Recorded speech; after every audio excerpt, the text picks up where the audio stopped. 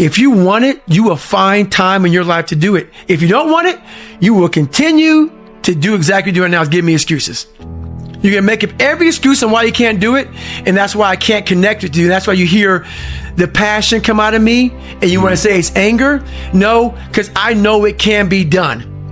And you're telling me all this shit on why it can't be done. And then what you do is, he's crazy, he's in a category. No, you don't want it bad enough. If you want it bad enough, you will figure out how to make this shit happen. I saw myself as the weakest human being on the planet. And I wanted to transform that into the hardest man God ever created, basically. And he already, what's funny about that, he laid the platform for me. He gave me nothing. But I never said, well, I love God. I'm a God-fearing man. So my mind was never like, God, why me? Why this? Why that? He laid the platform for me to be exactly who I wanted to be. Yeah. And you see the mindset switch? Versus me saying, woe is me, they called me nigger, they did this, they beat me up, they put nigger, we're gonna kill you on my car, all this stuff. I took all that stuff, and instead of making it, woe is me, man, my life sucks, oh God, why me, why me? I said, oh, the platform is set. You had that awareness then?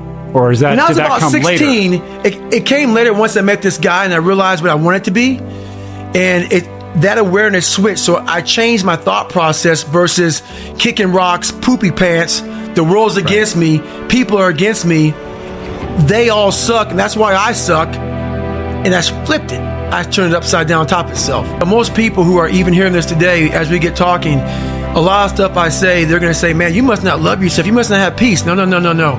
What you're going to hear from my voice here soon is passion. Because why? You're going to make me relive my damn story. Yeah. And what you're going to hear out of me is me going back into hell, becoming the devil to get out of hell. When I made the decision, the conscious decision to become a warrior, I realized that my mentality had to be very different.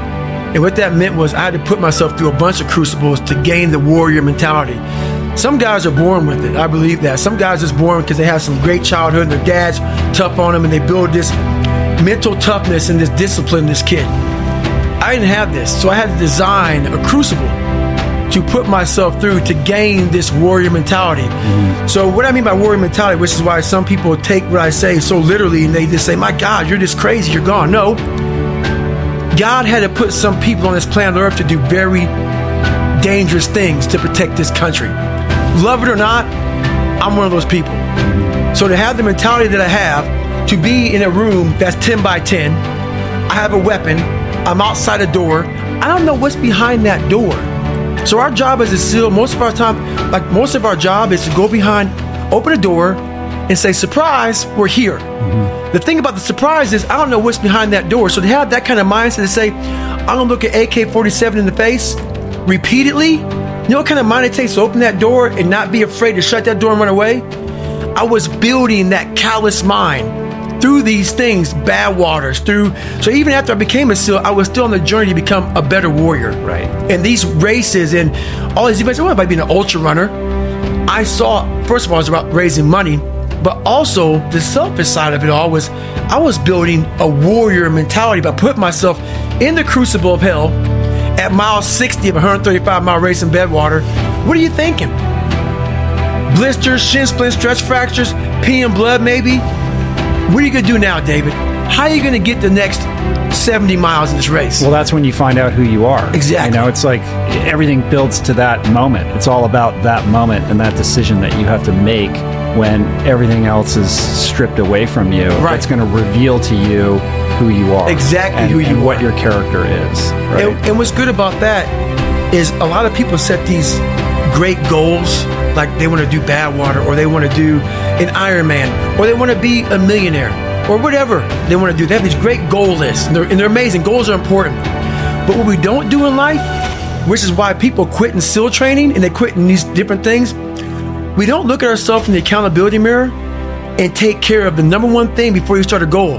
Let's take care of our insecurities, because they're going to surface when you put yourself in the crucible and you're suffering.